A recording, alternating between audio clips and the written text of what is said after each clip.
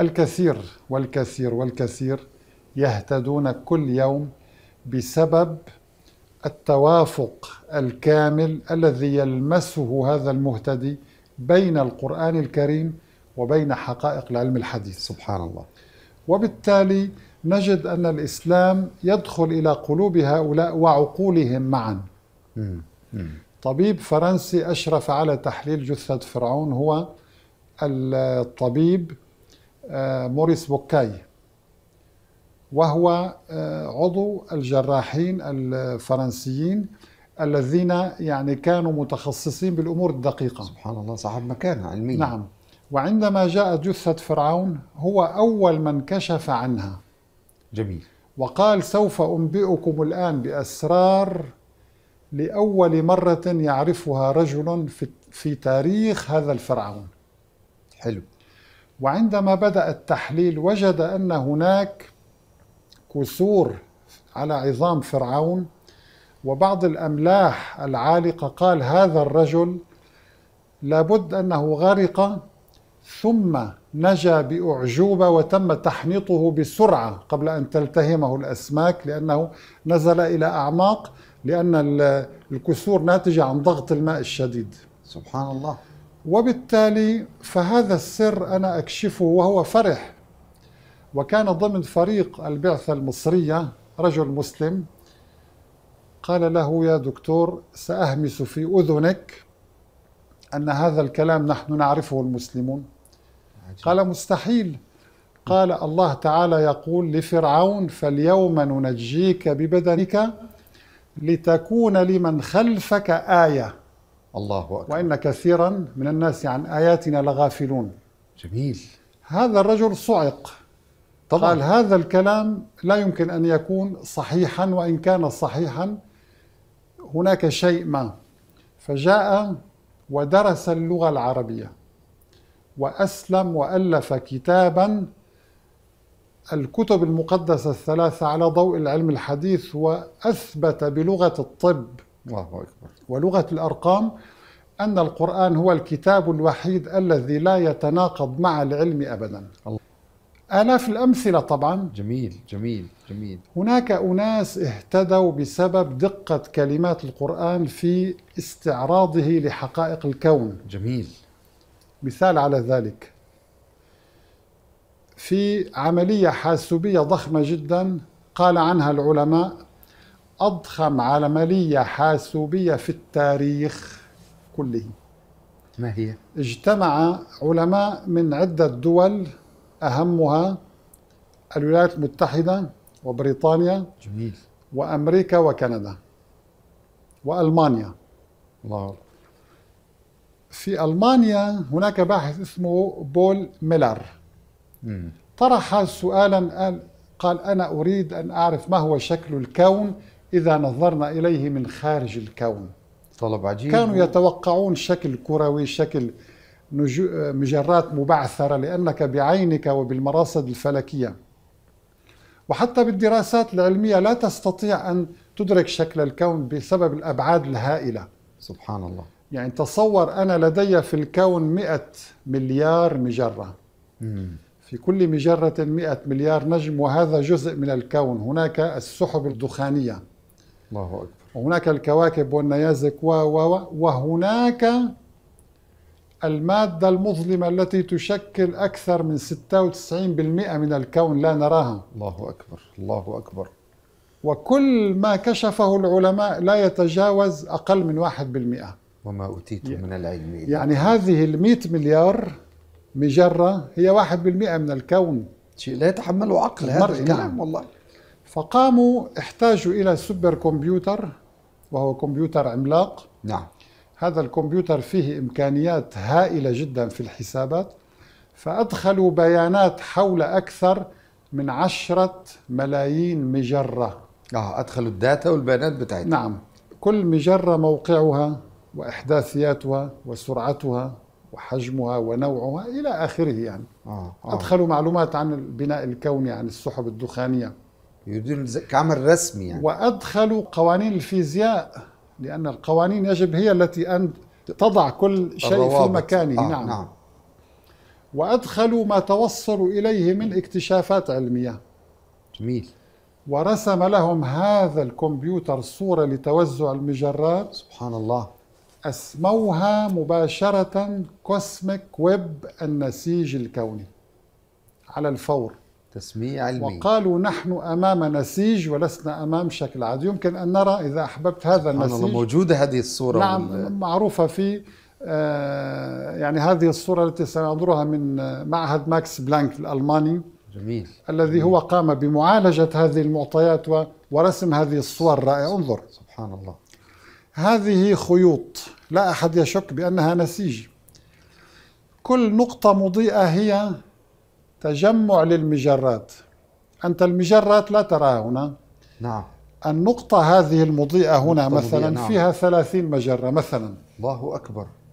يعني المجرة لا ترى بهذا الشكل. تصور، كل خيط يقولون ينتهي بعقدة، يعني تصطف المجرات على خيوط طويلة ودقيقة وتنتهي بعقد، هي النقاط المضيئة هذه التي تراها. الله أكبر. النقاط المضيئة هي تجمع للمجرات، أشبه بالطرق. حتى إن هذا الباحث الألماني بول ميلر قال إننا أمام مدينة، كأننا أمام مدينة سريعة تجري المجرات بسرعة وتقف عند عقد وتشكل نسيجا محبوكا بإحكام. كيف لا تصطدم هذه المليارات، ما أقول ولا الملايين، يحدث أي خلل بسبب قوة القوانين الكونية، لأن قوانين الكون صارمة، لا يوجد شذوذ ولا مليمتر عن مسار المجرة المرسوم لها. ليست القوة فيها، في قوة من أحكمها. قوة من أحكمها. هذا شيء يدخل على القلوب. نعم. برغبة. سبحان الله. نعم. فاحتاج هذا الباحث لأبحاث كثيرة ليصف هذا النسيج وليخرج بنتيجة أن هذا النسيج أولا هو نسيج قوي جدا، صفات النسيج. جميل. وأنه بالإضافة إلى أنه قوي ومحكم متعدد، يعني ليس مستويا بل هناك طبقات وخيوط، يعني شبكة ثلاثية الأبعاد. الله أكبر. نعم. الصفة الثالثة أنه يتميز بميزة الطرق التي تجري فيها هذه المجرات. سبحان الله العلي القدير. طيب، هذه الصفات الثلاثة أضاف إليها باحث آخر صفة رابعة، هي قوة الجاذبية الهائلة التي تمسك هذا النسيج. الله تعالى قال والسماء ذات الحبك. في تفسير القرطبي فسرها على عدة أوجه. أولا قال الحبك معناها النسيج، والنسيج المجاد المحكم وليس النسيج العادي. سبحان الله. كما وصف. نعم. نعم. الوجه الثاني السماء ذات الحبك ذات الطرائق، الطرق. الله أكبر. يعني شيء، وكلام يعني مفسرين من مئات سبحان الله وعشرات مئات سبحان السنين. الله، يعني الإنسان يقف يعني أمام. والوجه الثالث أنها ذات الخلق الحسن المستوي. والوجه الرابع ذات الشدة والقوة. هذه الألفاظ في التفسيرات في تفسير القرطبي من أحب أن يرجع إليه. لا إله إلا الله. كيف يأتي هذا التفسير قبل أكثر من 1300 سنة، أو قبل أكثر من، طبعا هو من 1400 سنة موجود، لأنه نعم. مأثور عن التابعين والصحابة. نعم. يأتي كما نراه اليوم في القرن 21. الله أكبر. هذه إن كانت تدل على شيء فإنما تدل على سبق هذا القرآن لكل علوم الأرض مهما بلغت. الحقيقة هذه الاكتشافات الكونية كما قلنا تكون سببا في هداية الكثيرين. لماذا؟ لأن القرآن يأتي ليس مطابقا للعلم بل متفوقا عليه. لماذا؟ أنت اليوم في أي لغة من لغات العالم لا تستطيع أن تعبر عن حقيقة النسيج الكوني بكلمة واحدة، يستحيل، ما تجيش أبدا. ولذلك قال سبحانه وتعالى قل لئن اجتمعت الإنس والجن على أن يأتوا بمثل هذا القرآن لا يأتون بمثله ولو كان بعضهم لبعض ظهيرا. الله أكبر. كلمة لها 4 معاني يستخدمها الله تعالى ويضعها في الموقع الصحيح سبحان الله. وهنا القسم ليس عبثا. سبحان الله. هذا القسم وجه أصلا في القرآن إلى المشككين. والسماء ذات الحبك إنكم لفي قول مختلف. ايه الرابط بقى بين الآية وبين القسم؟ المختلف في اللغة المضطرب المتناقض، هذا معناه الدقيق. يا سلام. وبالتالي أيها الملحد، أيوة. أنت ترى هذا الكون المحبك. بهذا النسيج المحبوك، الله أكبر. وتسمع الآن كلام الله تعالى الله يحدثك الله. عنه، نعم.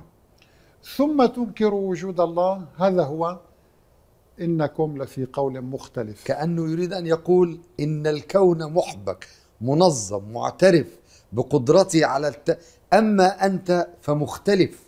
الكون الذي لا يعقل غير مختلف على وحدانية الله، أما أنتم أيها المنكرون ففي قول مختلف. عجيب الربط ده يا دكتور اللي حضرتك قلت. كذلك كلمة الحبك هي كلمة جمع ليست مفرد. سبحان الله. هي جمع لكلمة حبيكة. الله على المعلومة. نعم. والبحث العلمي يقول إنه نسيج متعدد جمع. يا الله. حتى على مستوى صياغة الكلمة. الله، آمنت بالله. تصور 3 حروف، آمنت بالله. حبك، حبك. إذا أحببت أن نرى بعض التوثيق العلمي لترى كيف يتحدث علماء الغرب وكأنهم قرأوا القرآن. نفس الألفاظ يأتون بها أكبر. ونفس الكلمات ونفس الكلام يقولونه، ولكن الكلمة القرآنية تجدها في أبحاثهم يشرحونها عبر سبحان الله. يعني مراجع وكتب، مراجع ومئات نعم. الكلمات. نعم نعم نعم. إذن نحن أمام نسيج، العلماء كشفوا هذا النسيج. هنا يعني سوف نرى بحثا لجامعة كورنيل 2017 يسمونه نسيج الكون، نسيج الكون المحبوك. انظر، يعني انظر، ووفن ويف. ويف في اللغة الإنجليزية أصلا معناها حبكة. سبحان الله. وعندما قاموا بأبحاث أخرى مثل هذا البحث مثلا عن الخلفية الإشعاعية للكون، وجدوا أن هذا النسيج هو الذي يمسك الكون، يمسك المجرات بعضها ببعض. سبحان الله. هولد، يمسك. سبحان الله. انظر. وبالتالي فإن مثل هذه الأبحاث التي نراها أمامنا، يعني هذا بحث آخر مثلا يقول لك شبكة من المادة المظلمة أيضا يمكن رؤيتها في هذا الكون الخفي. حتى المادة التي لا تراها محبوكة حبكا، المادة المظلمة التي تشكل هي والطاقة المظلمة 96% من الكون، حبكت أيضا مثل نسيج محكم. وبالتالي فإن القرآن عندما قال لك والسماء ذات الحبك، انظر هذه الخيوط النسيج كلها مجرات هذه. سبحان الله. عندما قال لك والسماء ذات الحبك، إنما أخبرك عن حقيقة كونية يقينية تراها أنت، وحقيقة لا تراها أيضا. الله أكبر. وهي المادة المظلمة. المادة المظلمة والتي اكتشفت حديثا وتبين أنها تتبع نفس تركيب هذا النسيج الكوني. وهذا مصداق قوله فلا أقسم بما تبصرون وما لا تبصرون.